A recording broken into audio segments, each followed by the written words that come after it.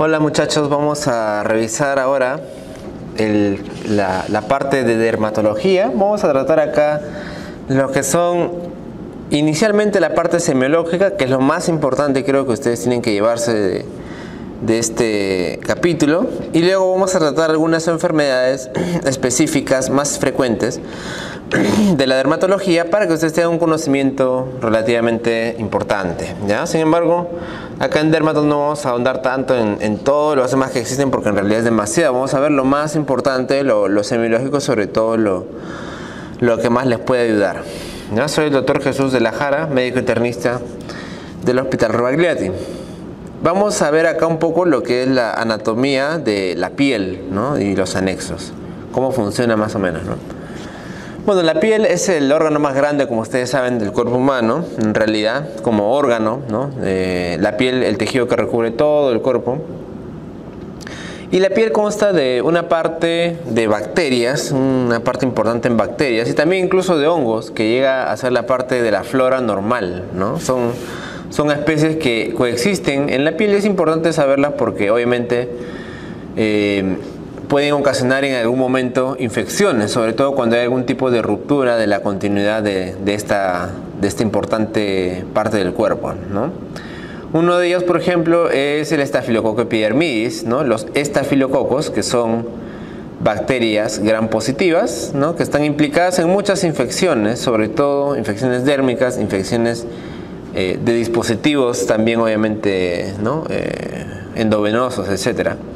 El estafilococo epidermidis y el estafilococo aureus, que es un germen causante importante de lo que son las celulitis, ¿no? Habitan en la piel, más específicamente en la parte de la nariz y en la parte perineal, ¿no? Ahí es donde hay más bacterias de manera normal, ¿no? Del estafilococo aureus y el estafilococo epidermidis. Por eso es que, por ejemplo, cuando nosotros vamos a realizar una cesárea, ¿no? Una intervención quirúrgica, podemos dar un tratamiento profiláctico, ¿no? Para evitar las infecciones de herida operatoria, y el tratamiento profiláctico que se usa, por ejemplo, en las cesáreas, ¿no? Una opción es ceftazolina, ¿no? Perdón, cefazolina, ¿no? Se da 1 gramo endovenoso, una sola dosis profiláctica, ¿no?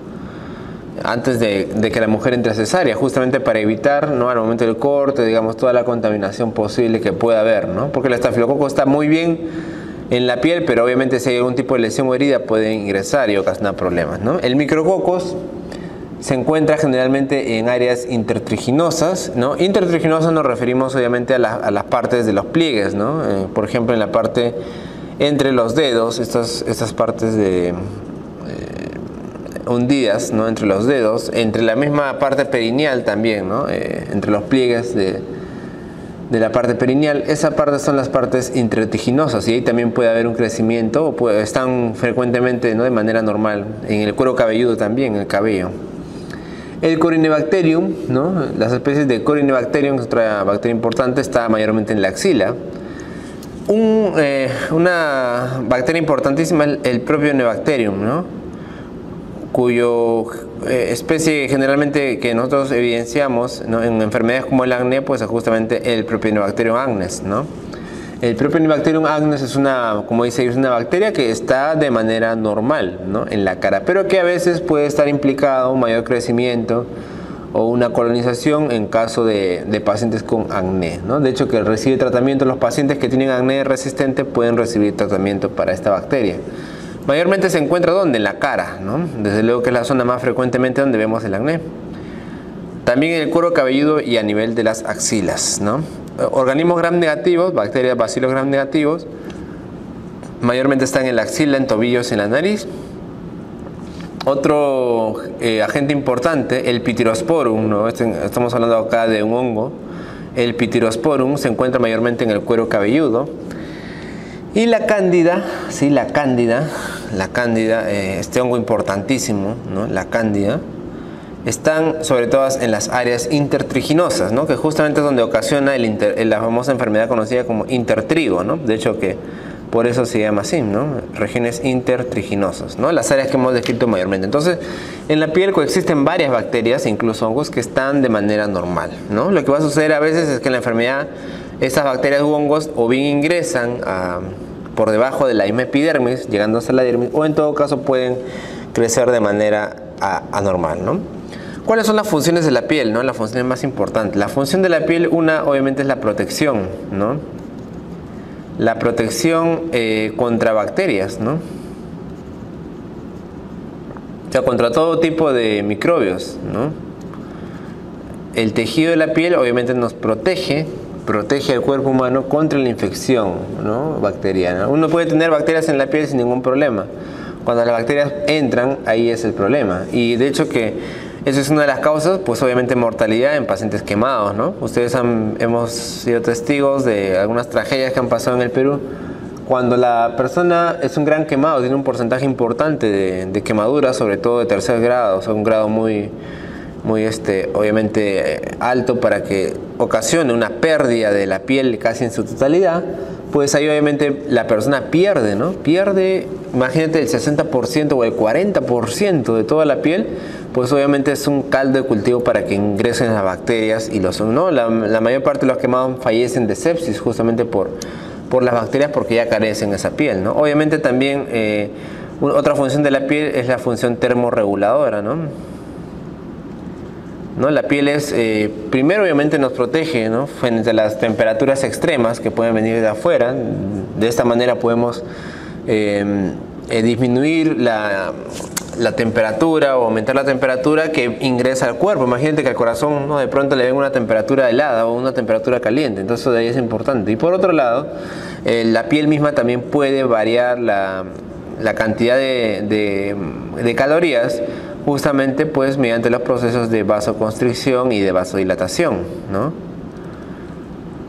Cuando nosotros queremos liberar calor, ya saben ustedes, se ocasiona una vasodilatación, ¿no? Nos ponemos rojos, pero en realidad lo que estamos haciendo ahí es vasodilatar y botando el calor hacia afuera, ¿no? Y viceversa, cuando una persona está con frío y más bien quiere conservarlo, pues hay una vasoconstricción. Eso también depende en gran parte de la piel, ¿no?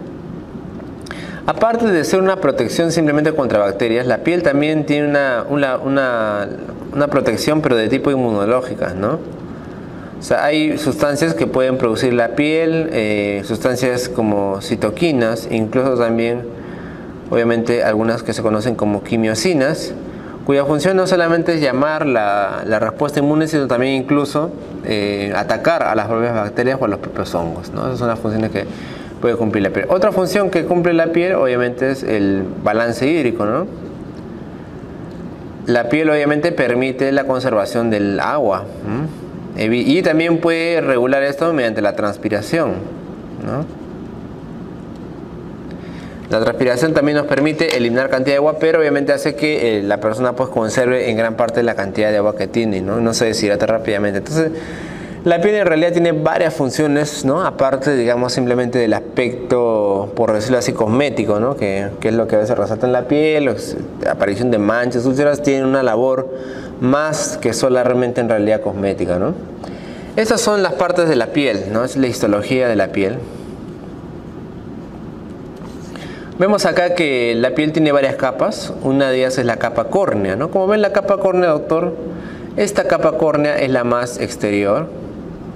Y también obviamente vemos que es acelular, ¿no? Es una característica importante. Son detritus a veces de células, pero que ninguna tiene una célula viva ni núcleo, ¿no? Anucleadas, ¿no? Esta es la famosa capa córnea, que obviamente es la capa que va a tener contacto con el ambiente exterior, ¿no? La capa granulosa es una capa que no siempre se presenta en toda la piel, me refiero, ¿no? O sea, la capa granulosa, por ejemplo, está presente en mayormente palmas y plantas de los pies, ¿ya?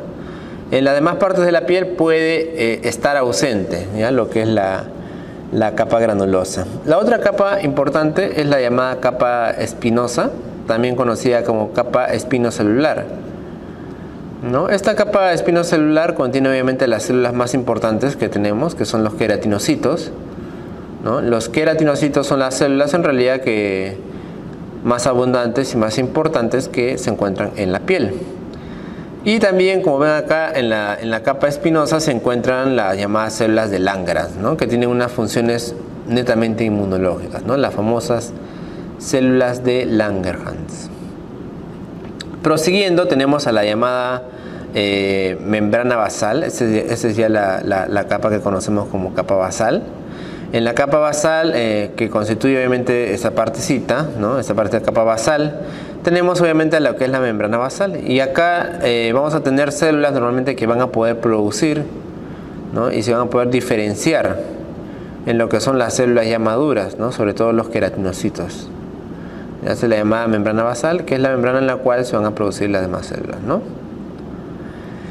Y por acá, como ustedes pueden ver por acá más abajito, tenemos a los llamados melanocitos, que los melanocitos van a tener la función importantísima de la producción de la melanina, ¿no? ¿Qué va a ser la sustancia que va a dar color a la piel? Mientras más melanina tenga la persona, pues más oscura va a ser la piel, ¿no?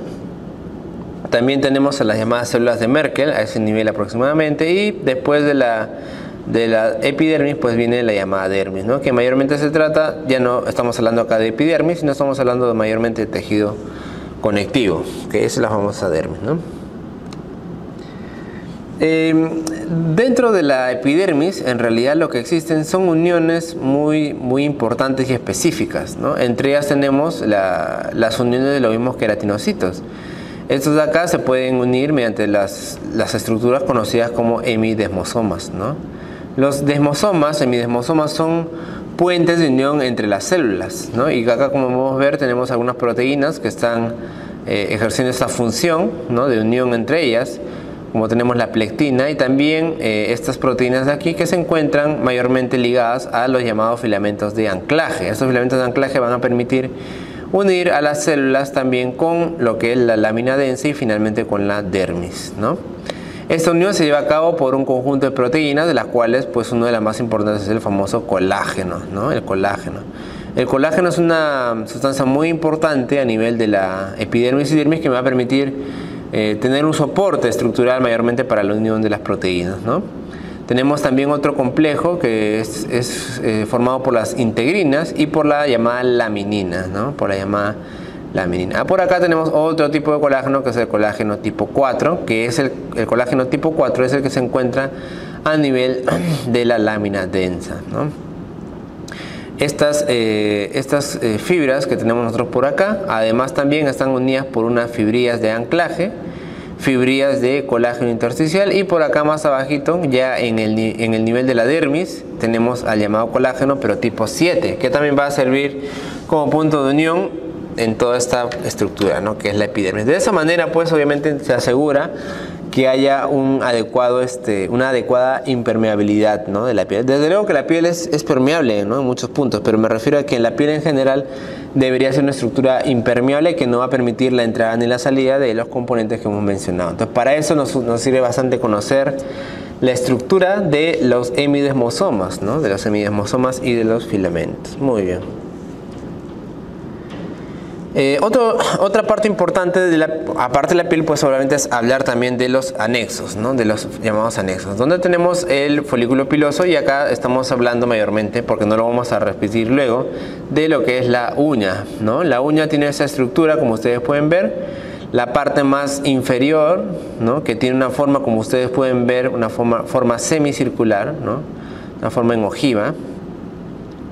Es la llamada lúnula, ¿no? Esta parte blanquita que ustedes ven acá, que es la base de la uña. Y por acá, ¿no? La parte, el borde, ¿no? El borde superior es la llamada cutícula, ¿no? Esta es la llamada cutícula. Como ustedes pueden ver acá también, debajo de esto en realidad, ¿no? Porque nosotros vemos lo que está por encima, pero debajo de eso existe lo que es la matriz de la uña, que obviamente es la parte que va a generar, ¿no? Cuando una persona pierde la uña o nos cortamos la uña, siempre hay la estructura de la matriz de la uña que va a ser la encargada de poder formar tejido nuevo, ¿no? Acá tenemos lo que es el estrato germinativo, el estrato espinoso y el estrato granuloso y córneo, que es acá ya corresponde obviamente a la misma epidermis, ¿no? Que está cubriendo la uña, ¿no? Acá está la cutícula, acá está la lúnula, y esta parte extrema le decimos el borde libre de la uña, ¿no? Desde luego que debajo tenemos la epidermis, y si nosotros retiráramos la uña, nos quedaría esta porción que se le llama el lecho de la uña, ¿no? O también llamado lecho unguial, ¿no? Lecho unguial, ¿no? El color de la piel, como les estaba diciendo, depende de la producción y también en parte de la cantidad de melanocitos, ¿no? En realidad tiene que ver por doble motivo.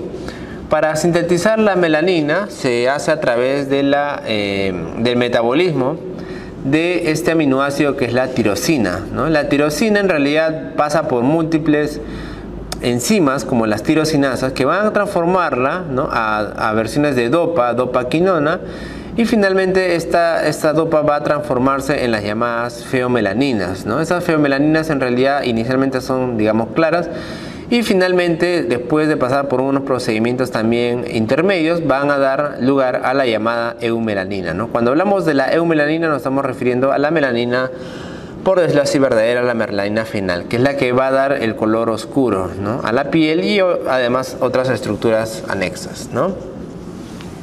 Como vemos acá, los que tienen pues la eumelanina, ¿no?, van a ser las personas que van a tener la contextura un poco más oscura, ¿no? Hay otro tipo de también compuesto que hemos revisado, que es la feomelanina, que más bien me da una piel, digamos, un poco clara, ¿no? Ese es el aspecto. La melanogénesis depende en parte de una hormona muy importante, que es la hormona estimulante de melanocitos, ¿ya? MSH.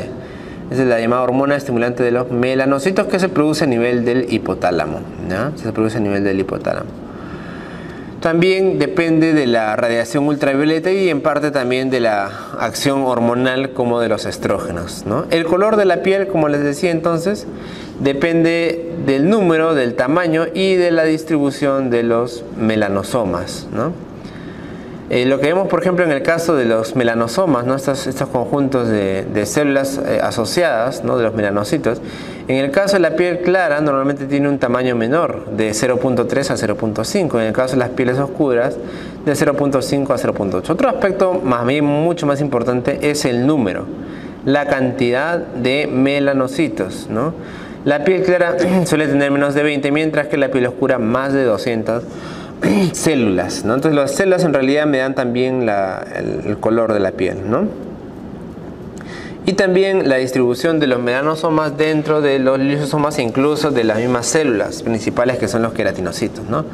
En la piel oscura suelen estar relativamente separados, pero mientras que en la piel clara están de grupos de 2 a 10 aproximadamente. También tenemos que recordar que la eumelanina, ¿no?, la melanina ligada al color oscuro de la piel, tiene una degradación más lenta que su contraparte.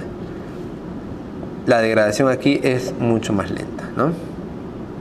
Doctor, pero no solamente la melanina da color a la piel, claro, también hay otros pigmentos, por ejemplo los famosos carotenoides, ¿no?, que son muchas veces causa, digamos, de que nos confundamos y pensemos que el paciente esté amarillo, ¿no?, esté con ictericia. De hecho, que es una coloración amarilla, naranja, ¿no?, relativamente intensa, que los pacientes puedan tenerla cuando tienen contacto o un consumo, digamos, excesivo de caroteno, que se encuentra, como ustedes saben, en las frutas y verduras, ¿no?, mayormente de color naranja y amarillo. Entonces este exceso de consumo a veces puede hacer que tú ves a la persona y aparentemente tiene una ictericia, ¿no? La diferencia con las demás, con la ictericia en sí, sería pues la ausencia de pigmentación amarilla, sobre todo en el tejido mucoso y en las escleróticas, ¿no? Eso es que se da en la ictericia. Eso no suele darse cuando la persona tiene simplemente una ingesta de carotenoides, ¿no?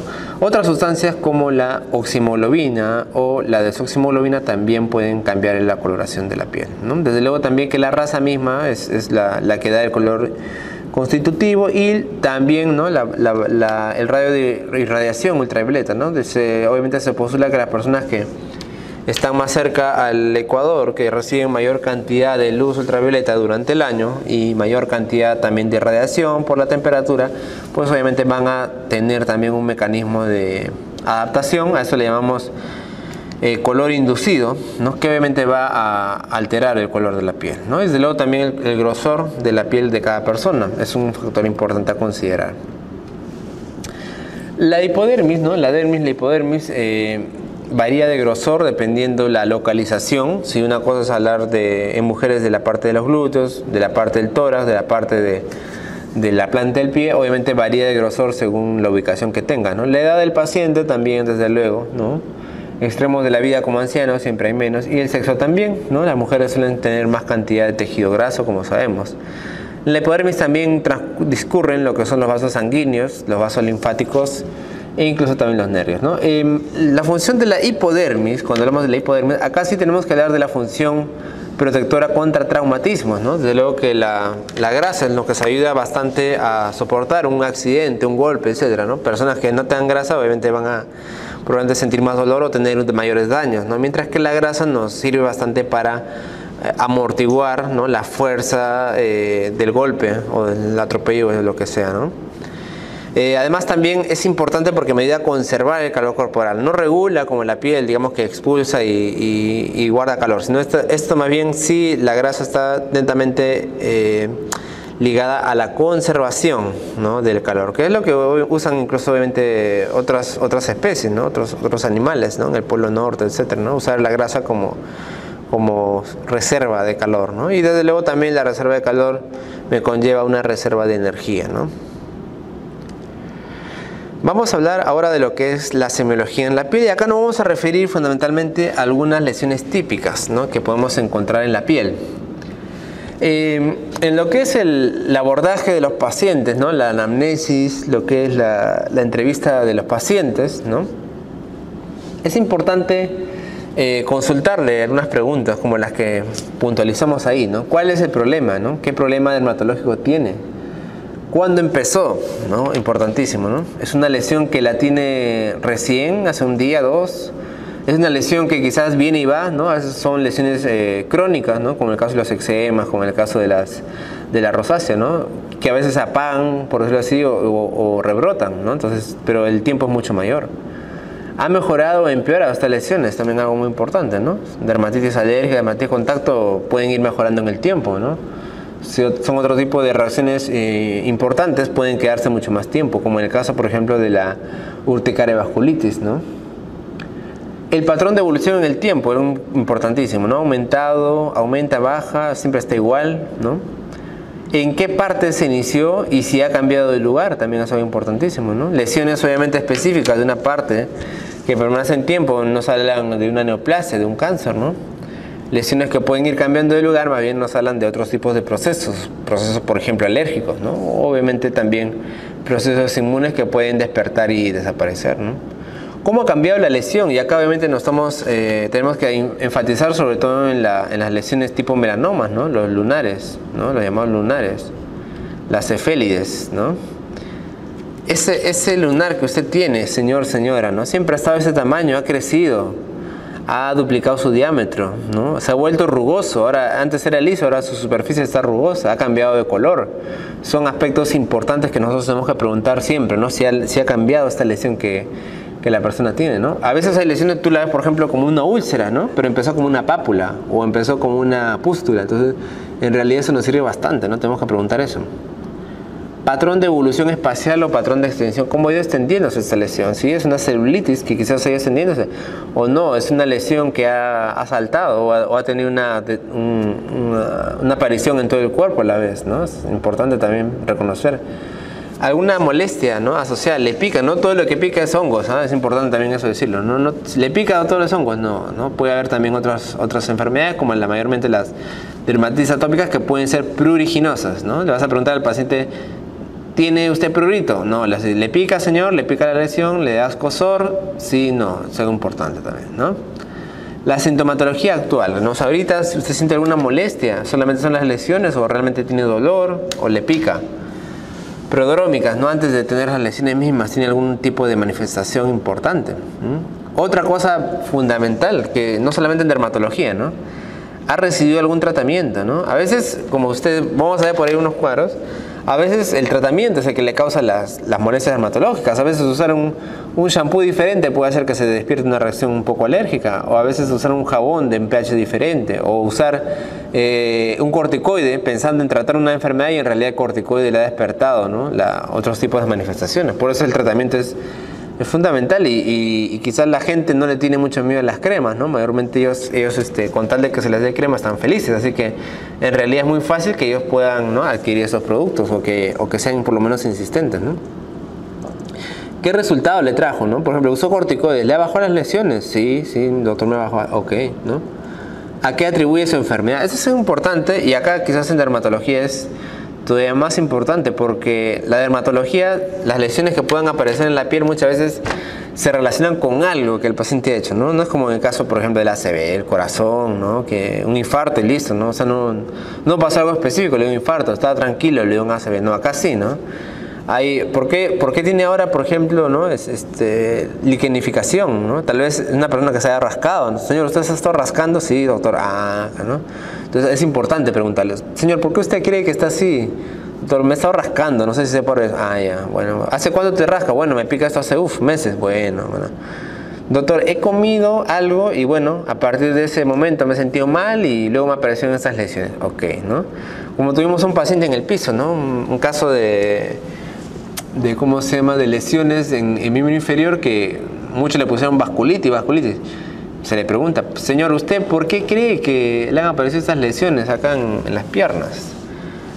Bueno, doctor, yo siempre tomaba mis medicamentos, pero en la última semana un doctor me recetó levofloxacina, que no había tomado antes.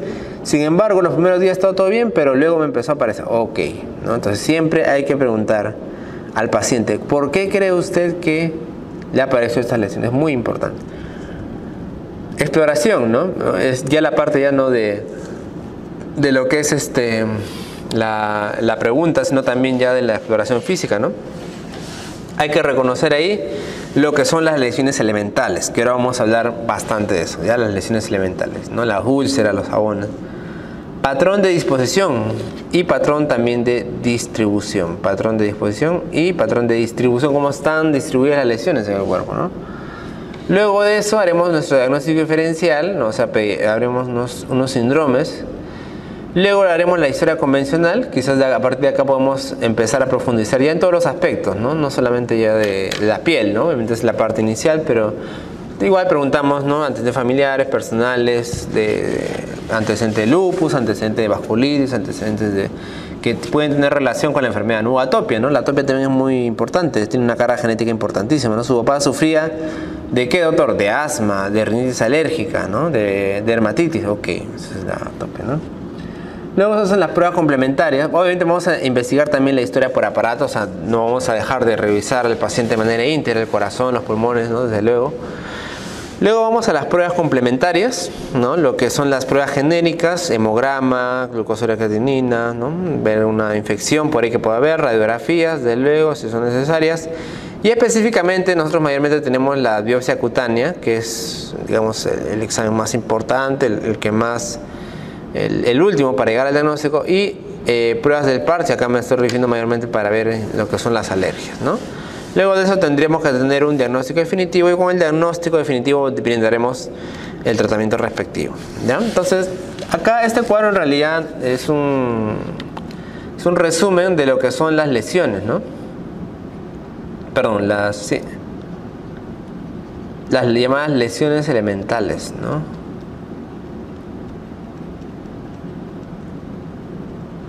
Doctor, las lesiones elementales yo sé que pueden ser de dos clases, pueden ser primarias o secundarias, exacto. Las primarias, doctor, son lesiones que aparecen siempre en piel sana, o sea, la piel previamente ha estado sana, aparecen en piel sana, ¿no? Y son lesiones que aparecen, por decirlo así, de la nada. Mientras que las secundarias normalmente aparecen en piel dañada. O si no es en una piel dañada previamente, en todo caso es un agente externo, ¿no? Como traumatismos, como accidentes, como golpes, ¿ya? Entonces las lesiones secundarias aparecen casi siempre cuando la piel ya ha estado dañada, casi siempre por una lesión primaria, ¿no? Y que posteriormente ha dado esta lesión secundaria. El ejemplo más importante, más fácil, es la úlcera, ¿no? Puede ser, por ejemplo, que el paciente ya empezaba con una pápula y luego esta pápula se empezó a horadar y se formó la úlcera. Entonces, esta es una lesión secundaria y acá tenemos la lesión primaria, ¿no? Acá vamos a verlo simplemente brevemente porque vamos a ir una por una y les voy a mostrar imágenes para que tengan el conocimiento más consolidado. Tenemos la mácula, obviamente, que simplemente es el cambio de coloración de la piel, como pueden ver ustedes acá. Luego tenemos las lesiones conocidas como pápulas, placas y nódulos, que en realidad más que todo se diferencian por el tamaño, ¿no? Son elevaciones de la epidermis, también puede haber lesiones de la dermis o lesiones de ambos lados, ¿no? Tenemos otro tipo de lesión que es el llamado abón o roncha, ¿sí? En la cual hay una gran reacción alérgica. Acá hay una gran reacción alérgica con la presencia de mastocitos, ¿no? Y de eosinófilos. Luego tenemos las lesiones donde mayormente tenemos componente líquido, ¿no? Que son la vesícula, el líquido, lo que es la ampolla mayormente, y lo que es la pústula cuando tenemos acá en vez de líquido pus, ¿no? Y luego tenemos la presencia también del quiste, ¿no? Que el quiste, que es una colección casi siempre redondeada, que le va a dar al aspecto de la piel una lesión bastante homogénea, ¿no? Casi una pelotita, ¿no? Y en las lesiones secundarias, como les digo, que son casi siempre resultados, ¿no? Por ejemplo, la escoriación es una lesión que aparece cuando un paciente se rasca demasiado. Es secundario, ¿no? a una piel que ya estaba dañada previamente, ¿no? La erosión, la fisura, ¿no? Que es la pérdida de continuidad de la piel de manera lineal, ¿no? Lineal. La cicatriz, la atrofia de la piel, que ahora vamos a revisarla, ¿no? La isma escara, gangrena, la costra, que es la lesión inicial, ¿no? Que deja prácticamente toda herida, y la escama. Esas son lesiones secundarias. Entonces hay que saber reconocerlas. Lesiones primarias tenemos varias: mácula, pápula, placa, nódulo, abón o roncha, vesículas, ampollas, pústulas y quiste, entre lo más importante. Y las lesiones secundarias: escamas, costras, escara o gangrena, erosión, escoriación, fisura, la úlcera, y el estio, que es uno de los ejemplos más importantes, cicatriz y atrofia de la piel también, que casi siempre es secundaria. Lo que tenemos acá son los patrones de disposición de las lesiones. Los patrones más importantes, desde luego, es el patrón lineal. Como ustedes ven acá, sigue más o menos una línea continua. Sin embargo, a su vez, estos de acá pueden ser un patrón lineal de líneas separadas, ¿no? Lesiones que están formando una línea, pero que no están totalmente confluentes, ¿no? Un ejemplo característico son las llamadas verrugas planas, ¿no? Las verrugas planas.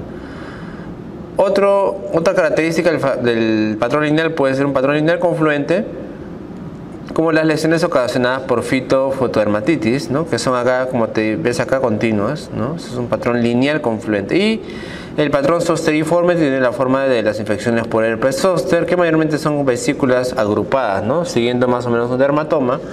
Como ven acá, siguen una linealidad, pero no es una línea única, sino son varias líneas continuas que pueden estar en diferente u otro modo entreveradas. Otro patrón aparte lineal es el patrón de disposición arciforme, ¿no? En forma de arco. Este patrón arciforme puede ser simplemente arqueado o arcuato.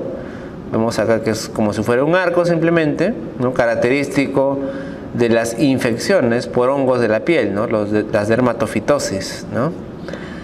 Puede ser anular, formando una especie de arco, pero completándose en una lesión anular tipo anillo, como el granuloma anular.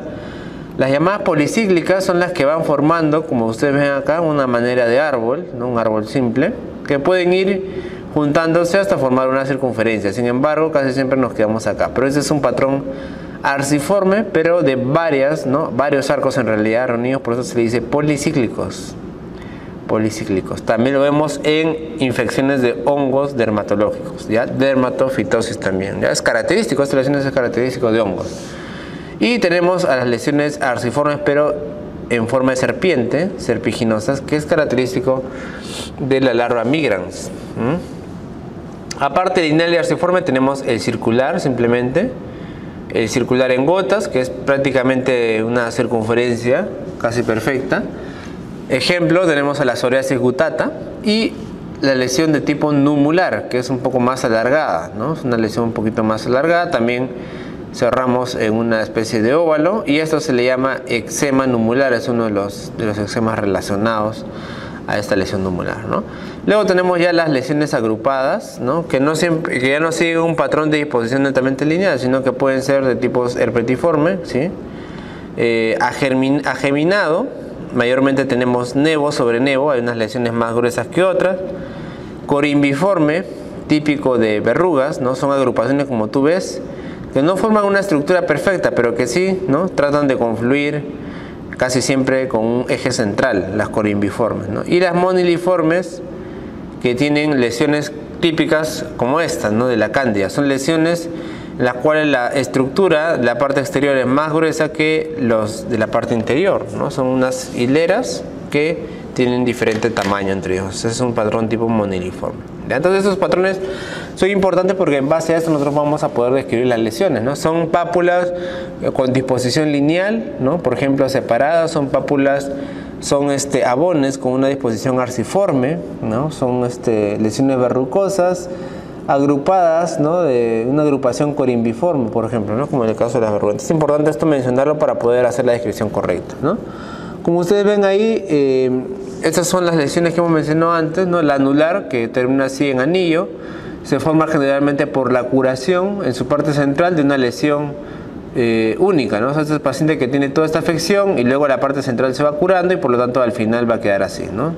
La lesión que permanece está en la periferia y la parte curada está en el centro, ¿no? Esta disposición anular también puede verse de esta manera, como la vemos por acá. La policíclica, les dije, la que trata de formar siempre, ¿no? Estructuras ovoides, ¿no? En este caso vemos que se forman casi siempre por la confluencia de lesiones circulares previas, ¿no? Estas lesiones circulares eran previamente separadas, luego van confluyendo y forman el patrón policíclico, ¿no? O también, como dice ahí, en algunos casos puede ser de manera espontánea, ¿no? Otra disposición importante, la girada. Esta de acá se conforma por la curación segmentaria de una lesión policíclica, ¿no? Mira que tenemos acá esa lesión ya policíclica y tiene una curación pero segmentaria. Se cura este de acá, se cura este de acá y se cura este de acá. Entonces cuando van a empezar a aumentar de tamaño, estas curaciones segmentarias pueden llevar a la lesión girada, ¿no? Que es la que ustedes ven acá, muy parecida a la policíclica, ¿no? Solo que tiene una curación en el medio, ¿no? Y la concéntrica se forma por aparición de una lesión alrededor de una lesión previa, ¿no? Es una paciente que tiene una lesión previa y alrededor se le está apareciendo otra, ¿no? O por aparición también puede ser de una lesión anular que está en el centro de otra lesión anular, ¿sí? Sería algo un poco más difícil, pero también me da la característica de disposición concéntrica. Ya, entonces son variaciones, digamos, de las anteriores. Entonces, ahí tenemos una clasificación esquemática importante de lo que son las lesiones primarias y las secundarias. Dijimos que las primarias son las lesiones que aparecen en piel sana, ¿no? Que está totalmente normal y aparece. Y en la secundaria casi siempre se debe a una lesión primaria previa que ha variado, ha mutado y ha dado la lesión secundaria, o en todo caso a lesiones del exterior, ¿no? En el caso de las lesiones primarias, ahí tenemos la más importante, el complejo mácula-mancha. Ahora vamos a ver un poco. Pápula-placa, nódulo, que es nódulo, abón, el tumor, también es un tipo de lesión dérmica, ¿eh? No el cáncer, sino el tumor, tubérculo, goma, ¿no? Que lo vemos en la sífilis, vesícula, pústula y quiste, ¿no? Mientras que en las secundarias tenemos las lesiones que normalmente son lesiones que van a desaparecer, lesiones, ¿no? Que se espera que van a desaparecer, eliminarse, la escama, la costra, la escara, que es un tejido mayormente necrótico, ¿no? Esta escara es un tejido necrótico. Luego las lesiones de pérdida de continuidad. Acá tenemos a la erosión, a la úlcera y a la fisura, que vamos a revisar. Y las demás lesiones que mayormente son lesiones de cambios de la piel, ¿no? Permanentes, ¿no? La cicatriz, la atrofia de la piel, la esclerosis, la liquenificación, la poiquilodermia y el intertrigo también considerado acá. Vamos a mencionar algunas, ¿ya? Una de ellas, como les decía, era la mácula, ¿no? ¿Qué es la mácula? La mácula es una lesión netamente del color de la piel, ¿sí? Esta mácula, si es muy grande, dependiendo de la literatura, algunos dicen más de 1 centímetro, otros dicen más de 2 centímetros. Si esta mácula es más de 1 centímetro, ya no se llama mácula, se le llama mancha, ¿ya? Esta mácula mancha puede ser tanto hipopigmentada como hiperpigmentada, ¿no? O sea, podemos tener lesiones que están por debajo del color de la piel, son lesiones blancas, ¿sí? O podemos tener lesiones hiperpigmentadas, ¿no? Que son manchas más oscuras que la piel, marrones, negras incluso. La característica, desde luego, va a ser que no hay cambio del tacto, o sea, no hay ningún relieve, ¿no? O sea, tú tocas la piel sana y la piel enferma y no hay ningún tipo de variación de la contextura ni de la elevación. Esa es la mácula o mancha, ¿ya? Hay varios tipos de máculas, ¿no? Obviamente, uno de ellos es el eritema, que consiste también en la dilatación vascular, en la inflamación que va a variar el color de la piel, ¿no? Acá lo que estamos viendo es un eritema, que vendría a ser manchas, ¿no? Manchas en realidad eritematosas, ¿no? Esas serían lesiones eritematosas, lesiones tipo mancha, ¿no? Eritema es un tipo de de cambio de coloración de la piel, que no está asociada en este caso a ningún cambio de la textura de la piel, ¿no? Entonces, la lesión conocida como pápula, acá ya no solamente estamos hablando, no es un cambio de color, la piel acá ya cambia de volumen, ¿no? La pápula es una lesión sólida, elevada y circunscrita que llega nuevamente, según la literatura, hasta 0.5, otros dicen hasta 1 centímetro de diámetro, ¿no? Pueden estar provocadas por hiperplasia o por proliferación del epidermis o de la dermis, ¿no? También puede ser de la dermis. Por infiltración dérmica, por células inflamatorias o por depósito de cualquier tipo de sustancia, ¿no? La superficie puede estar aplanada, como en el llamado líquen plano, o ser tipo cúpula, ¿no? Cupuliforme, como en el caso del molusco contagioso, ¿no? Como vemos acá tenemos una pápula, ¿no? La placa, hablamos de placa cuando la elevación, ¿no? El diámetro es más de 1 centímetro, como digo, o algún 0.5. Y acá sí en la placa hay una elevación en meseta de la piel provocada por sobrecrecimiento de alguna parte de ella o por agrupación de pápulas o de lesiones tuberosas, ¿no? Como vemos acá, mira, acá vemos varias lesiones tipo pápulas, ¿no? Mira acá, si tú ves acá bien claro, hay lesiones eritematosas, pero están elevados, ¿no? Están elevados. Mira que acá la piel está más lisa y acá hay una elevación. Esas son pápulas, ¿no? Acá también. Acá se ven un poquito mejor, no sé si lo ven bien, y por acá esas son pápulas, ya no son simplemente máculas, ¿no? Si es más de 1 centímetro lo llamamos placa. Otra lesión importante es el nódulo. Este nódulo ya se trata de una lesión profunda, ¿ya? Entonces también hay una elevación de la piel, doctor, pero acá la lesión no está en la epidermis, está en la dermis, ¿ya? Entonces acá no hay componente epidérmico. Es una lesión casi siempre profunda, ¿no? Sólida, y que se puede palpar. La piel suprayacente puede estar de color normal o puede estar un poco eritematosa o incluso de otro color. Esta lesión es típica de la paniculitis, ¿no? Acá vemos ejemplos de nódulos, ¿no? Mayormente por acá, como podemos ver. Son colecciones que están en la dermis y que pueden hacer variar el color de la piel, ¿no? Pero esos nódulos casi siempre se encuentran debajo, están debajo de la piel, no son lesiones así que sobresalen de la piel, son lesiones que se encuentran debajo, ¿no? Y se pueden palpar y obviamente se ve un poco la profundidad de las lesiones. Son los nódulos. El Avón es una lesión característica de las intoxicaciones, ¿no? El Avón, también llamado roncha comúnmente, ¿no? Son lesiones elevadas de superficie lisa, ¿no? No son rugosas, son totalmente lisos, pero están elevados, ¿no? La piel, hay una elevación de la piel, como ven acá, ¿no? No sé si por acá ven, por acá, ¿sí? Esta parte, por ejemplo, se ve claramente que está elevado, ¿no? Que está por un poco encima de la piel, ¿no? Acá también vemos, ¿sí? Aunque acá también, ¿sí? Y son lesiones que sobresalen, ¿sí? Son lisos, totalmente lisos como la piel, pero sobresalen de la piel, ¿no? Tiene bordes en pendiente suave y consistencia un poco elástica. Suelen tener una evolución fugaz, es otra característica importante, ¿no? Los Avones son las lesiones quizás que son más rápidas de expandirse y más rápidas de bajar. O sea, en realidad aparecen, desaparecen. O sea, tienen un cambio que puede ir en horas incluso, ¿no? En días. O sea, en realidad los Avones son muy variables de evolución fugaz, ¿no? Como dice ahí, bien claro, minutos y horas. Y un tono eritematoso, ¿no? Desde luego todos los Avones son de tipo rojizo, ¿no? La forma es variada y admite diversos dibujos, ¿sí? Pero mayormente vemos acá que son bordes en pendientes suaves, ¿sí? Poco aspecto así, ¿sí? Son los llamados Avones, ¿no? Obviamente puede haber son una lesión pequeñita por acá, pero también puede ser algo más generalizado, como este paciente. Como tú ves ahí, toda la piel está lleno de Avones, pero no hay un gran cambio de la piel, no hay úlcera, no hay nódulo, pápula, simplemente es una elevación, ¿sí? Una elevación, una coloración rojiza. Y esto de acá también son lesiones pruriginosas, ¿no? Que ocasionan bastante escozor generalmente, ¿no? Escozor. La vesícula es una lesión que contiene líquido, ¿ya? Igualmente tenemos literatura que nos dice, para hablar de vesícula tiene que ser menos de 0.5 o de 1 centímetro. No pueden agarrar ustedes si quieren 1 centímetro para todo, ¿no? Que es lo que yo siempre les digo, pero algunos dicen 0.5 y 1 centímetro. Esas de acá, por ejemplo, son vesículas muy pequeñitas, ¿no? Esas son reales vesículas, ¿no? Menos de 0.5. Tienen contenido líquido acá, son lesiones bien pequeñitas que contienen contenido líquido, ¿no? Este contenido líquido puede estar lleno de líquido claro, de líquido ceroso, que es mi amarillo, puede ser líquido turbio o líquido hemático, pero nunca va a ser líquido purulento, ¿ya? Eso ya no sería vesícula. La vesícula se ubica en una localización intraepidérmica, también puede estar en la unión de la epidermis y la dermis o en la misma dermis.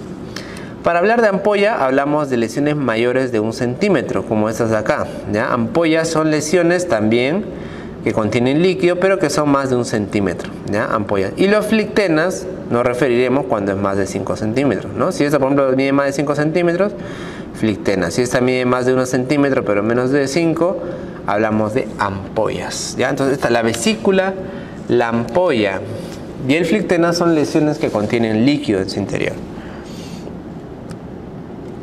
En cambio, la pústula es una lesión que ya contiene pus, ¿ya? Es una cavidad sin pared, es una cavidad que no tiene pared, no es como un absceso, pero que sí tiene cantidad de pus, ¿no? Acá podemos ver, las pústulas son generalmente pequeñas, como ven acá, no son lesiones tipo vesículas, pero que en vez de agua tienen pus, ¿no?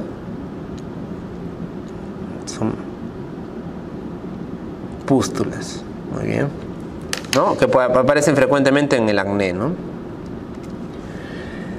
El quiste, en cambio, es una cavidad de tipo no inflamatoria que tiene, ¿no? Tiene una pared bien definida. Esa es la característica del quiste, ¿no? Esa es la piel. Acá puede haber un quiste, pero es una lesión así, es un contenido líquido, pero que tiene una pared bien definida, ¿ok? Tiene una pared, un tejido conectivo propio, ¿no? Es el quiste. Es casi siempre de forma esférica, ¿no? Totalmente bien circunferencial. Y el contenido puede ser líquido o semilíquido, ¿no? Eso es algo importante, ¿eh? Se diferencia el nódulo por ello, ¿no? La escama es una lámina de córnea que se produce por división rápida de las células de la epidermis, llamados queratinocitos, ¿no? Cuando hay una división muy rápida, demasiada producción, se produce la llamada escama, ¿ya? Escama es una lesión secundaria también. La erosión es la pérdida superficial de piel, ¿ya? De epidermis. Acá en la erosión existe una pérdida de la piel, pero es bastante superficial, ¿ya? Por eso se llama erosión. La escoriación, hablamos de escoriación cuando se trata de una erosión, pero que es ocasionada por rascado, ¿no? Esa es la excoriación, ¿ya? Entonces lo de arriba, como vemos acá hay algunos flictenas, acá hay algunas vesículas, y acá tenemos las lesiones por erosión, ¿no? Entonces, en contexto de una erosión por psoriasis, ya es una erosión por psoriasis. En cambio, acá tenemos unas lesiones que llamamos excoriación, pero en este caso el paciente sí se ha rascado, ya son lesiones secundarias a contacto pues con la misma uña, ¿no? Microtraumatismos. Eso se le llama excoriación, ¿ya? La úlcera. En el caso de la úlcera, mayormente estamos hablando de una lesión que aparece por un daño exterior, ¿no? Casi siempre acá hay un daño exterior. Ya puede ser, la úlcera puede ser a partir de una pápula, secundaria de todas maneras, a partir de una insuficiencia venosa, ¿no? La insuficiencia venosa también está relacionada a la aparición de úlceras, ¿no? Pacientes que tienen problemas de insuficiencia de las venas, los pies muchas veces se les empieza a ulcerar, ¿sí? Se infectan, ¿no? Terrible. Por isquemia, por presión, por isquemia, ¿no? Disminuye el fluido sanguíneo, se empiezan a aparecer. Las úlceras por presión, que son las úlceras de los abuelitos, ¿no? Que son las personas que están mucho tiempo inmovilizados, ¿no? Y están echados en la cama, pues obviamente en las zonas de presión, de punto de contacto de la cama, por ejemplo, la espalda, la parte lumbar, que es la más común, o los talones de los pies, ¿sí? Esta presión puede ayudar a la disminución de la irrigación y muerte de las células. Esa muerte poco a poco se va viendo como una necrosis y como una úlcera, ¿no? Secundaria. Por necrosis inflamatoria por tumor, entre otras causas, ¿no? La úlcera es necesario cuando la encontramos describir la localización, ¿no? Úlcera sacra, úlcera plantar, forma, la profundidad que tiene la úlcera, los bordes, si son bordes sobrelevados, son bordes en acantilado o en pendiente suave, como en el caso de los jabones. El fondo es importantísimo, ¿no? La úlcera. ¿Cómo es el fondo de la úlcera? ¿Qué tiene? Tiene pus, tiene fibrina, tiene aspecto necrótico, ¿no? Es granular. Granular cuando hablamos de granular, nos referimos al tejido, cuando el tejido está bastante rojo y tiene irrigación adecuada, ¿no? Entonces, cuando vemos así que el tejido está bien rojito, ese es un tejido que está granulando, le decimos. No tiene una adecuada irrigación y probablemente va a evolucionar de manera correcta, ¿no? La consistencia de los bordes, una úlcera blanda, una úlcera dura, y el fondo del mismo, ¿no? Como ya hemos hablado, ¿no? El aspecto de la piel, la mucosa circundante, ¿no? Cómo está la piel, hay un eritema, no hay nada, hay una necrosis, etcétera, ¿no? Eso es la llamada úlcera. Y también tenemos desde luego úlceras a nivel de las mucosas, ¿no? Como en el caso de las llamadas aftas, ¿no? Las úlceras conocidas como úlceras orales. En el caso de la fisura, como ustedes ven, también es una pérdida de la continuidad, como en el caso de la úlcera, pero es una hendidura lineal, ¿no? Eso es una línea, ¿ya? Esa es la llamada fisura. Acá vemos ejemplos, ¿no?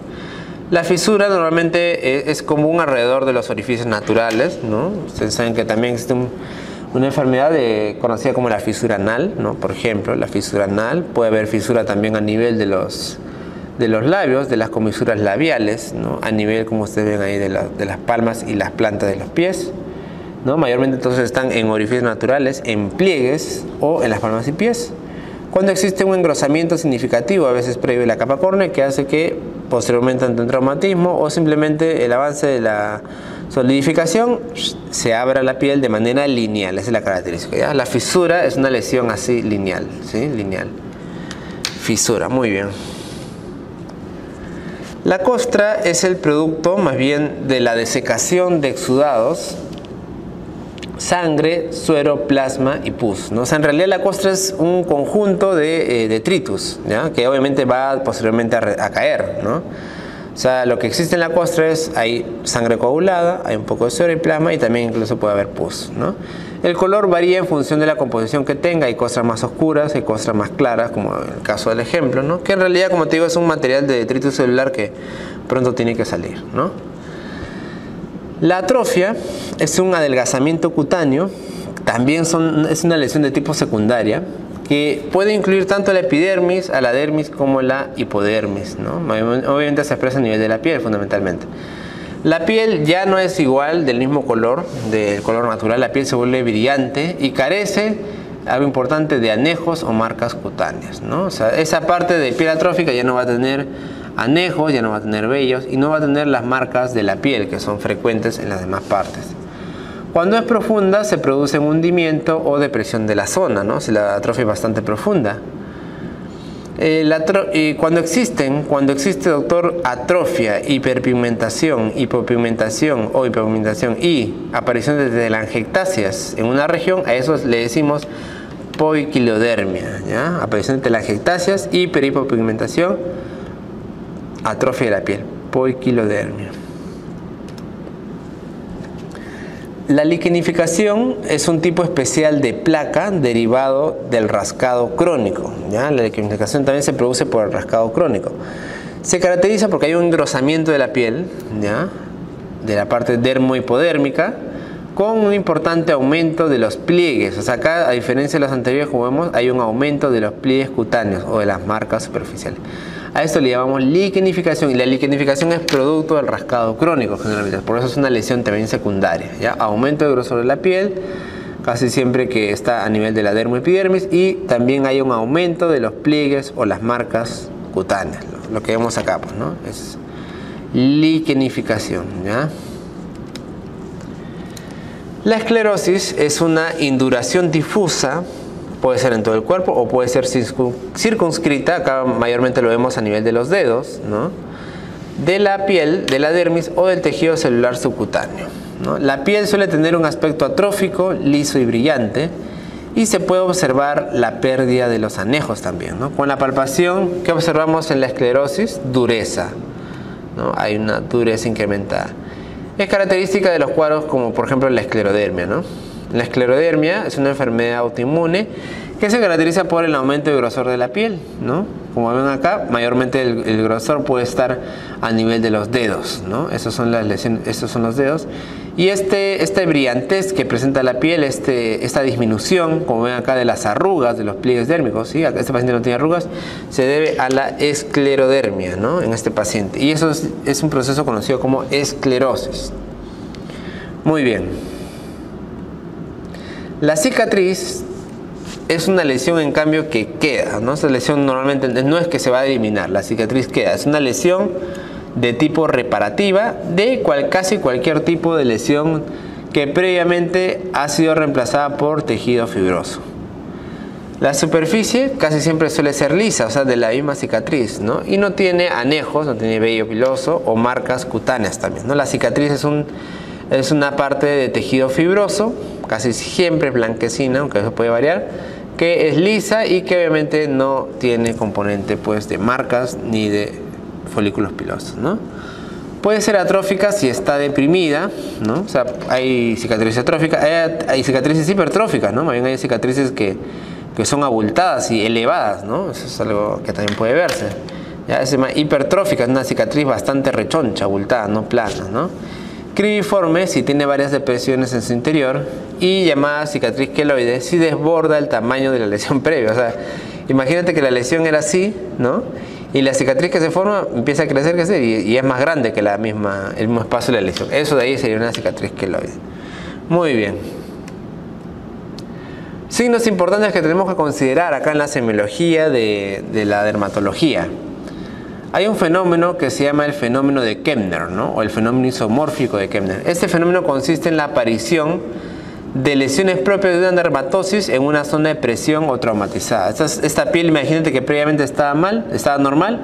Yo agarro una regla, agarro un lapicero, le presiono al paciente y le hago una línea y aparecen lesiones típicas de dermatosis, ¿no? Esto se da en enfermedades como la psoriasis, en enfermedades como el vitiligo, en el líquen plano, en las verrugas. Mayormente en la psoriasis, ¿no? El fenómeno de Kempner.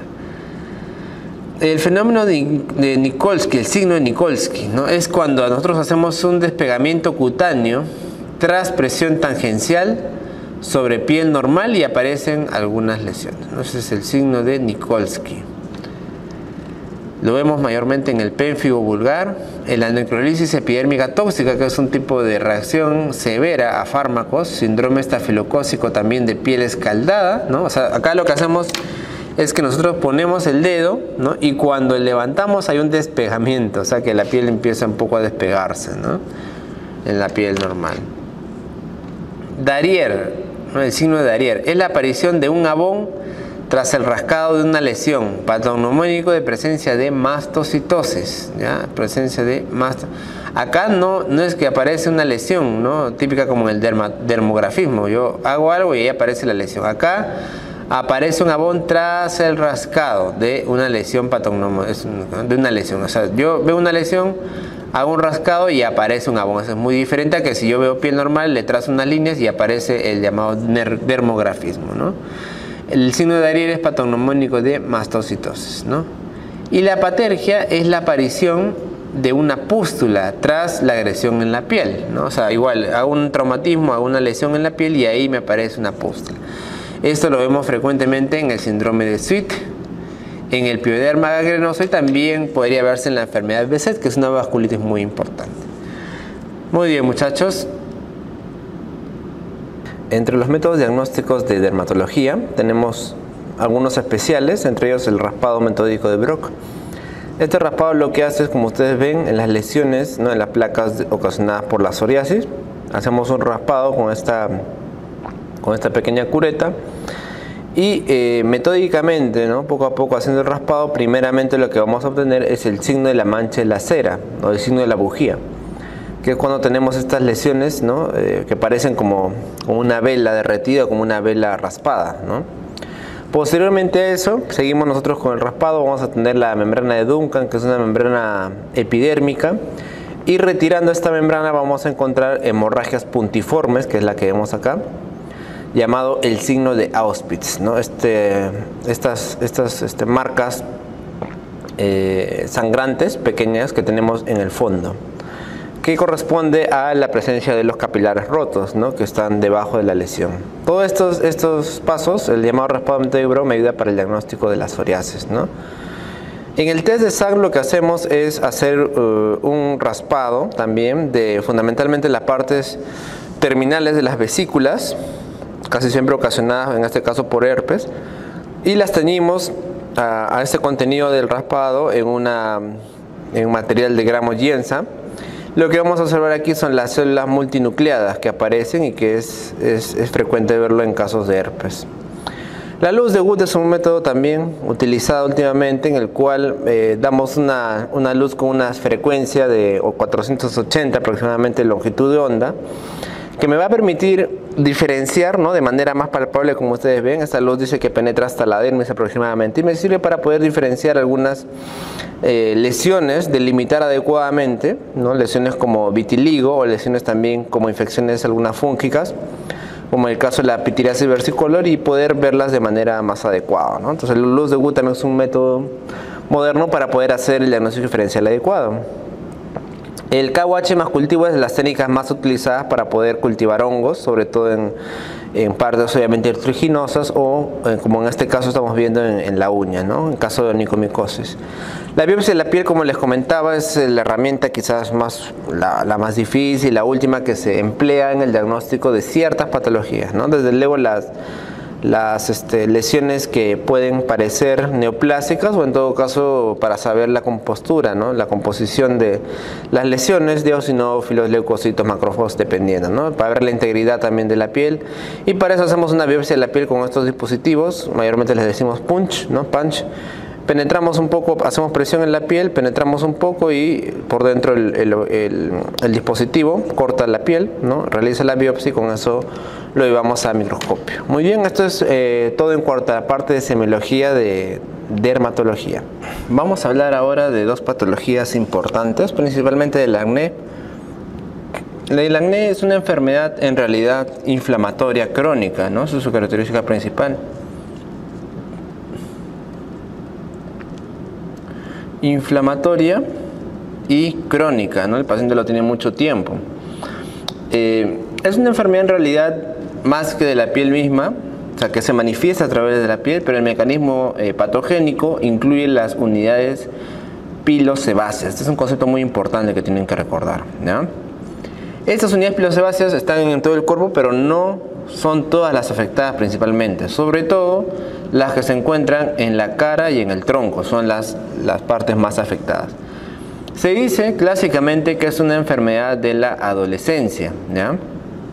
Es más, el término de acné se dice que deriva del latín acme, que tenía que ver, acme quiere decir, si ustedes recuerdan, es como que cúspide, ¿no? Acme es cúspide, ¿no?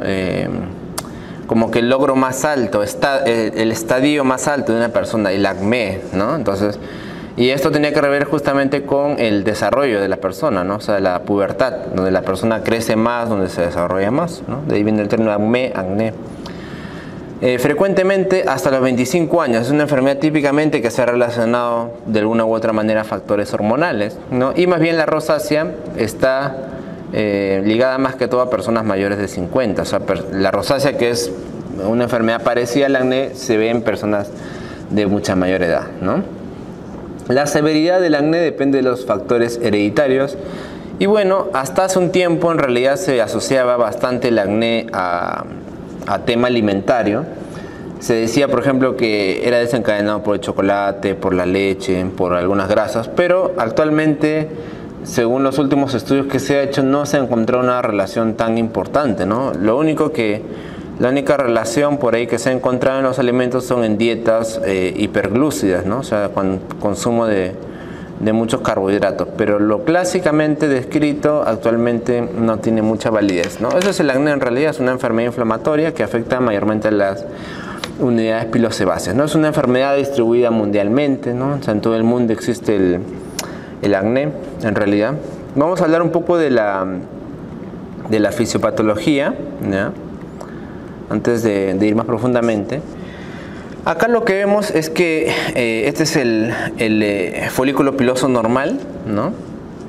Acá vemos el folículo piloso, acá vemos el cabello en toda su extensión, ¿no? Vemos el orificio por donde sale el cabello, la superficie de la piel, y cercana a esta unidad pilosa ¿no? del cabello encontramos a la glándula sebácea, ¿no? Lo que constituye la unidad pilosebácea, ¿no? Esas son las glándulas sebáceas, ¿no? En algún momento en el desarrollo del acné puede existir una producción excesiva, ¿no? Una producción excesiva de lo que es las glándulas sebáceas. Esta producción excesiva a veces puede obstruir el flujo de, o sea, puede producirse una obstrucción del flujo de la producción sebácea, y generalmente esta obstrucción puede desencadenar al crecimiento de unas bacterias que justamente son las que ya conocemos, ¿no? El Propionibacterium agnes, ¿no? El Propionibacterium agnes. Cuando sucede este aumento de las bacterias, puede haber una concentración incrementada y favorecer la aparición de una tumoración, ¿no? Entonces este orificio del folículo empieza un poco, digamos, a obstruirse, ¿no? Y cuando se obstruye con material blanquecino, mayormente tenemos la aparición del comedón, que le llamamos comedón blanco, ¿no? El comedón blanco. Cuando este comedón, por alguna u otra razón, se puede obstruir, ¿no? Encontramos los comedones llamados negros, ¿no? Los comedones de cabeza negra. Y en el caso de que esta inflamación crónica, ¿no?, persista, vamos a empezar a tener componente inflamatorio, ¿ok? Acá va a haber una inflamación exacerbada por la presencia, obviamente, de glóbulos blancos, ¿no? Y los leucocitos van a favorecer la tumefacción, y acá vamos a encontrar ya una pápula, ¿no? Esta pápula, a su vez, si los glóbulos blancos empiezan a infiltrarse por la inflamación que persistente, van a empezar a ocasionar ya más obstrucción, e incluso vamos a ver estas lesiones, pues, por fuera, ¿no? Lo que va a desarrollar una pústula, ¿no? Si esta inflamación ya es muy destructiva y además, ¿no?, lesiona también material, ya no solamente de la piel, sino del folículo, empieza a deteriorarlo, a destruirlo, vamos a tener ya la formación de un nódulo o un quiste, que obviamente estamos hablando de un grado de severidad ya bastante importante, ¿no? Acá ya estamos hablando de un grado de severidad bastante importante. Entonces, esto ya es más o menos la evolución natural de lo que es el acné, ¿no? Lo que hemos visto es lo que estamos reflejando acá. Acá vemos la unidad pilosebácea, estas son las partes, ¿no?, de las glándulas sebáceas. Acá vemos el origen del folículo piloso, hasta ahí todo bien. Y acá lo que vemos es la infiltración, ¿no? En este caso es una lesión ya quística, ¿no? Acá vemos una lesión nódulo quística de lo que es el acné. El folículo piloso está destruido, como ves acá. Y por acá vemos ya la infiltración, más bien de tejido leucocitario, ¿no? Acá están los glóbulos blancos que están infiltrando y van a favorecer, pues, obviamente, la aparición posterior de la pústula, ¿no? Eso es lo mismo, pero observado en microscopía. Ahora, para la formación del acné, como les decía, en realidad hay muchos factores, ¿no?, que intervienen, pero también hay algunos que se están postulando, ¿no? De una u otra manera. Como les digo, el papel de los andrógenos, ¿no?, se ha visto relacionado, aunque en realidad a nivel hormonal no hay nada claro, pero se dice que el exceso de andrógeno favorece lo que es la hiperproliferación del epitelio, ¿no? O sea, acá también hay no solamente es un problema de obstrucción de la glándula sebácea, sino también de hiperproliferación del epitelio, ¿no? Hay una alteración también a nivel de los queratinocitos, ¿no?, que es ocasionado obviamente por lo anterior, ¿no? Esto de acá es aparentemente relacionado a algunos factores genéticos, ¿no? O sea, hay una predisposición genética. Acá tenemos algunos genes como el IGF-1, ¿no?, que es el factor de crecimiento parecido a la insulina. El mTORC, que es el complejo rapamicina objetivo mamífero, ¿no?, o sea, de mamíferos. Y el gen SRPB, que es el gen que tiene que ver con la regulación del esterol, ¿no? Esto de acá, el esterol es un componente lipídico, que esto aparentemente va a favorecer el exceso de andrógenos, esa alteración a este nivel. Y también la dieta alta en lípidos, como les digo, que es un factor que se postulaba clásicamente, favorece también la presencia de la inflamación, ¿no? Por un lado, entonces, el exceso de andrógenos permite la hiperproliferación, la expresión de los ligandos PPAR, que son receptores activadores del peroxisoma proliferador, también va a favorecer el aumento, de la secreción, ¿no?, sebácea, ¿no?, lo que llamamos hiperseborrea, ¿no? Hiperseborrea, ¿no? Algunos neuropéptidos regulatorios también van a favorecer la inflamación, van a favorecer la aparición de más secreciones de la glándula sebácea, y también, ¿no?, el hecho de que empiecen a crecer antígenos bacterianos, las mismas bacterias que hemos mencionado, el Propionibacterium agnes, ¿no? El tabaco también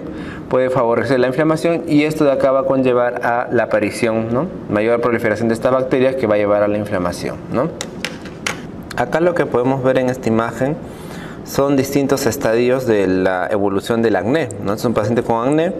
Como vemos acá, estas lesiones elevadas que encontramos acá, ocasionadas por la obstrucción de las glándulas sebáceas, son los llamados comedones. Mientras que las lesiones que tenemos por acá, ¿no? En negrito, en realidad son pústulas. Y esta lesión amarilla que vemos por acá es una pápula, ¿no? Que lo vemos acá, que es de un color más rojizo, a diferencia de el comedón, que en realidad es la lesión, ¿no? El comedón es la lesión típica del acné, ¿no? El comedón es la lesión típica del acné. El acné también puede ser, o sea, el acné, digamos, secundario, puede ser secundario a fármacos, ¿no? No sería el acné obviamente propio que hablamos de la adolescencia, sino un ocasionado, ¿no? Reacción a fármacos, ¿no? Uno de los más importantes, desde luego, son los esteroides, ¿no? Los esteroides anabolizantes, como el danazol o la testosterona, ¿no? Que favorecen la parte hormonal de lo que sería el acné. El uso de bromuros, por ejemplo, ¿no? Los corticoides, ¿no? Los corticoides producen en el cuadro, pues obviamente, de la enfermedad de Cushing, ¿no? O el mismo síndrome de Cushing, ¿no? Una de las características de este paciente que tiene hipercortisolismo, que es obeso, que tiene estrías, es la aparición de acné, ¿no? Entonces es parte del cuadro clínico, ¿no? Corticotropina, medicamentos inhibidores del factor estimulante, ¿sí? Estimulante epitelial, ioduros, isoniazida también puede estar relacionada a acné, litio, fenitoína, ¿no? Y más bien es más raro con otros fármacos, como el fenobarbital, la ciclosporina, la cetoprina, etc. ¿Ya? Entonces son medicamentos que me pueden dar características, ¿no? Como este de acá. Entonces una paciente que tiene una respuesta de acné al uso de corticoides, ¿no? No es un acné propio de su juventud, utilizando corticoides, pues, ¿no? Tuvo lesiones tipo acné, ¿no? Acneiformes, ¿no? Este es un paciente que ha tenido, bueno, rascado, ¿no? Lesiones escoriantes. Nosotros también podemos encontrar así el acné, ¿no? O sea, son lesiones tipo escoriaciones, no ocasionadas directamente por el acné, sino producto del rascado, ¿no? Del rascado, del tratar de reventar, como a veces lo hacen los comedones, ¿no? Son lesiones secundarias, ¿no? No son lesiones primarias del acné, ¿ya? La clasificación del acné en realidad hay muchas clasificaciones, ¿ya? Muchas clasificaciones. La que más se pregunta, lo que más se usa está acá, ¿no? La clasificación cualitativa. Acá lo clasificamos por las lesiones que encontramos, ¿no? El estadio de evolución. En el grado 1, en el acné grado 1, solamente encontramos lesiones tipo comedones. En el grado 2, las llamadas más importantes son las pápulas. También puede haber pústulas, pero acá mayormente pápulas. En el grado 3 ya encontramos pústulas profundas y nódulos, ¿ya? Pero mayormente pústulas. Y el grado 4, obviamente, que ya estamos hablando de severidad, encontramos nódulos y quistes, ¿no? Entonces, el acné asimismo también, ¿no? Puede clasificarse como 3 simplemente: acné comedónico, acné papulopustuloso y acné nódulo-quístico, ¿no? Que vendría a ser otra manera de clasificarlos. Otra cosa importante también es el número de lesiones, ¿no? Se habla también de grado de severidad según las cantidades de lesiones. Leve, menos de 20 lesiones, ¿no? Moderado, de 20 a 50, y severo, más de 50 lesiones, ¿no? Esta es una clasificación también que de alguna u otra manera involucra a ambas, ¿no? Ambas anteriores que hemos hablado, ¿no? Acné leve, acné moderado y severo, ¿no? Paciente con acné leve puede tener sobre todo el acné de tipo comedón, ¿no? Y también el acné papulopustular puede encontrarse aquí, pero acá los comedones son las principales lesiones. Normalmente son menos de 20 y las pápulas tienen menos de 10 en cantidad. No hay ningún nódulo de quiste, ¿no? En el caso del moderado, acá abunda lo que es el papulopustular y también podría haber algunos nodulares, ¿no? Puede haber de 0 a 10 nódulos, acá 10 a 40 pápulas o pústulas, y también desde luego los comedones, ¿no? Mientras que en el severo, hablando del acné nódulo quístico y también del tipo conglobata, acá tenemos de 40 a 100 comedones, más de 40 pápulas, y empieza a aparecer más de 10 nódulos como cantidad de lesiones, ¿no? También puede haber quistes y tracto sinuoso. Algunas formas especiales del acné, ¿no? Una forma recontra, digamos, agresiva es el acné conglobata, ¿no? Este acné puede afectar a varones, a hombres adultos de 18 o 30 años frecuentemente, ¿no? Más frecuentemente. Además, las lesiones se expanden por otras zonas, además de las típicas, que mayormente, como ustedes saben, es la cara, ¿no? La cara y el tronco. También puede haber lesiones en el cuello, como podemos ver acá, ¿no? Lesiones por acné conglobata, lesiones en el miembro superior, ¿sí? Lesiones en los glúteos, en las axilas, etc., ¿no? Y este acné se caracteriza porque obviamente presenta las lesiones más severas posibles, ¿no? El acné conglobata. Este es un ejemplo, ¿no?, de acné conglobata. Vemos paciente que tiene el acné en el rostro y también desde luego en el cuello, ¿no? Hay un montón de comedones y también incluso encontramos nódulos, ¿no? Nódulos abundantes, ¿no? Ese es un acné de tipo conglobata que es mucho más severo, ¿no? El acné fulminans es una forma bastante aguda, ¿no? Bastante aguda, severa, pero recontra rara. Mayormente da varones en la segunda década, 20, 30 años. Y el paciente en el acné fulminans ya tiene un compromiso del estado general, es algo importantísimo, ¿no? El paciente tiene compromiso del estado general, puede tener fiebre agregada, pérdida de peso e incluso presencia de adenopatías, ¿no?, de ganglios inflamados. El paciente va a tener las pústulas, las fístulas y las úlceras también en tórax, en hombro y en cara, ¿no? Podemos encontrar paciente con leucocitosis en el laboratorio, con anemia e incluso hematuria. Es un grado ya recontra severo, ¿no?, el acné fulminans. Vamos a hablar ahora del tratamiento del acné. El tratamiento del acné, muchachos, tiene que ver con el grado de evolución de la enfermedad, como hemos mencionado. Por ejemplo, ¿no?, si estamos ante un acné simplemente comedonal, ¿no?, ante un acné simplemente que tiene comedones, podemos, como una recomendación medianamente fuerte, aplicar los famosos retinoides tópicos, ¿no?, el ácido retinoico de manera tópica. De una menor recomendación, o sea, de alternativa, podemos usar el ácido acelaico, ¿ya? O también podemos usar el peróxido de benzoilo, ¿no?, que funciona como un exfoliante y también como un antibacteriano. Para pacientes que tengan enfermedad leve o moderada con papulopústulas, ¿no?, papulopustular de leve a moderada, podemos usar el adapaleno con el peróxido de benzoilo o el peróxido de benzoilo más la clindamicina, ¿no? Otra alternativa es usar el ácido acelaico, el peróxido de benzoilo y también los retinoides tópicos, ¿no? Sin embargo, acaban perdiendo un poco de fuerza. Y ya tenemos luego el uso de antibióticos, ¿no?, como por ejemplo la eritromicina. Hay compuestos también de eritromicina más isotretinoína o eritromicina más tretinoína, ¿okay? Acá los antibióticos sistémicos, como ven acá, no están tan indicados, ¿no?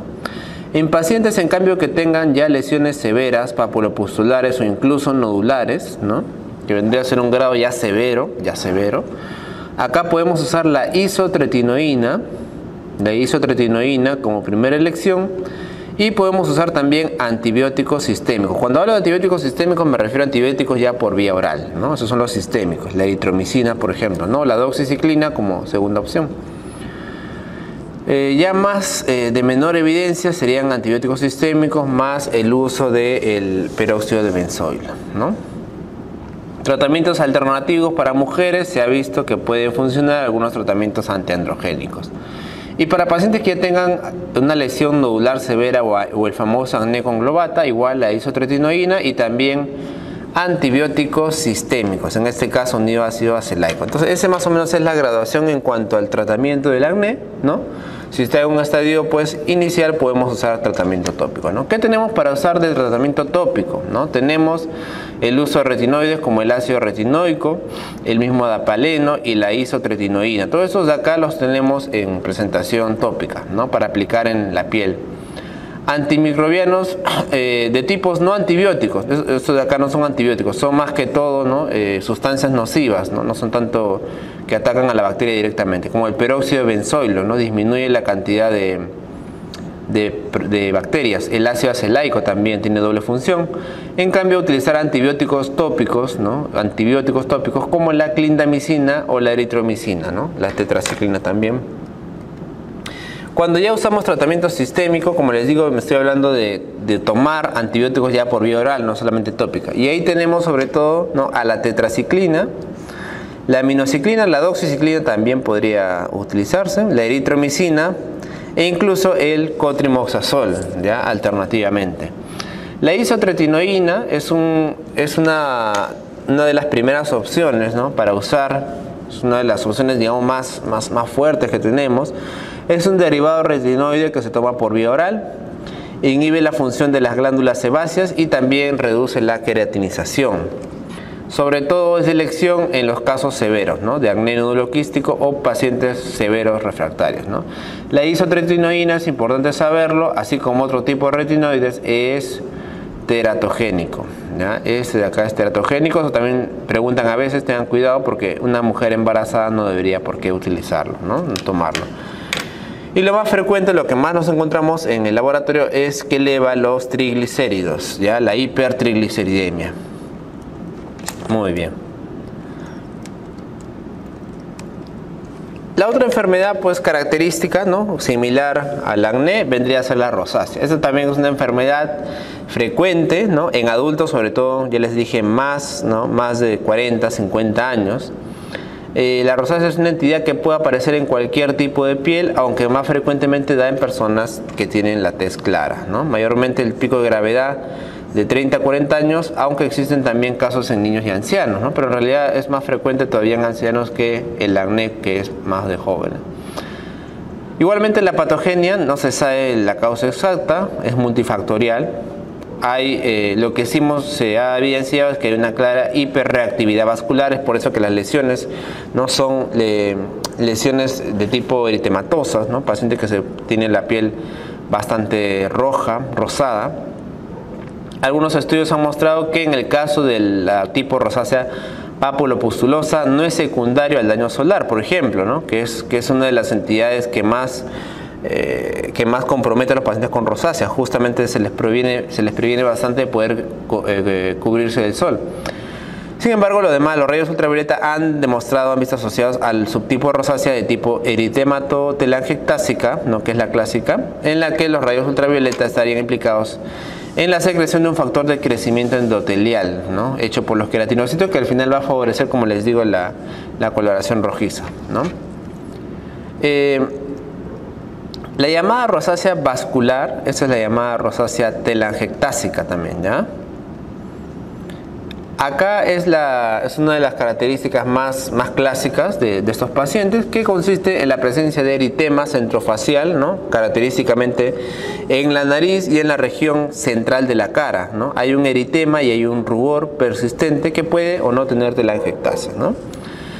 La rosácea de tipo papulopustulosa se caracteriza por un eritema también centrofacial, pero que además tiene obviamente la presencia de pápulas o también pústulas que suelen ser transitorias.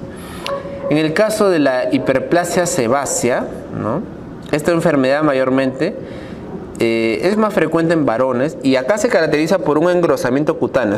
Vamos a ver acá una imagen, ¿no? Esta de acá, ¿no? Esta de acá es la famosa hiperplasia sebácea. Si ustedes se dan cuenta, no solamente hay una coloración rojiza, sino también hay un engrosamiento de la piel, ¿no?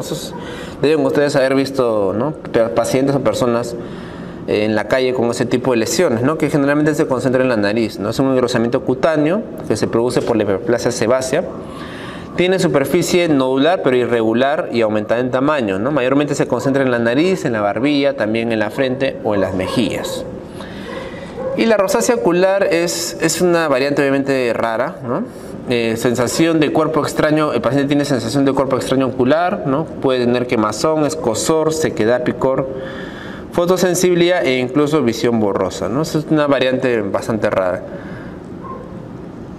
La rosácea granulomatosa, ¿no?, consiste en la presencia de pápulas cutáneas firmes, pardas, amarillentas o rojas, y nódulos de tamaño uniforme. Suele ser una rosácea un poco más dispersa, ¿no? Esa es la famosa rosácea clásica, ¿no?, la rosácea telangiectásica, ¿no?, con la aparición de rubor y de eritema en la parte centrofacial, comprometiendo sobre todo, ¿no?, la parte de la nariz y de los carrillos, que es lo más frecuente, ¿no? Esta de acá es la variante que hablamos de la hiperplasia sebácea. El tratamiento en realidad de la rosácea, o sea, no hay algo realmente como que muy efectivo, ¿no? Lo que siempre recomendamos es la fotoprotección, o sea, alejar a los pacientes, o en todo caso protegerse de la radiación ultravioleta, que frecuentemente hace que, ¿no?, la paciente tenga la distribución del eritema y del rubor característico en la rosácea eritematotelangiectásica, ¿no? Además también cuidados de la piel facial, ¿no? O sea, cuidados de higiene, de no utilizar sustancias irritantes, ¿no? Eso acá bastante importante, ¿no? Eso de acá, como ustedes pueden ver, ¿no?, es bastante importante. Se puede usar agentes tópicos exfoliantes como el ácido acelaico, el metronidazol, ¿no? Pueden reducir en parte el eritema, como dice, pero en realidad el uso está limitado porque también pueden producir irritación, ¿no? La oximetazolina tópica también. Y el láser vascular también es una terapia posible, ¿no?, que puede ayudar a estos pacientes, ¿no? En el caso de la rosácea papulopustulosa, acá, como ustedes ven, no hay una, digamos, función, una labor tan importante de la luz ultravioleta, así que no modifica demasiado el curso de la enfermedad, y lo que se utiliza más bien es tratamiento tópico, por ejemplo, con metronidazol, ¿no?, en gel, en crema o en loción, el mismo ácido acelaico o la misma tretinoína, ¿no? Se puede también administrar por vía oral antibióticos como los del grupo del acné, ¿no? Tetraciclina, 250-500 miligramos de 1 a 4 veces al día, y doxiciclina de 50 a 100 miligramos 1 o 2 veces al día, ¿no? Eso es lo más importante. La aminociclina también pertenece a ese grupo de antibióticos. Y en el caso finalmente de la rosácea fimatosa, la fimatosa es la hiperplasia de glándulas sebáceas, la que hemos visto, con engrosamiento de la piel, sobre todo en la nariz. Acá está indicado mayormente la isotretinoína, que mayormente va a reducir el volumen nasal, ¿no?, y detener la progresión.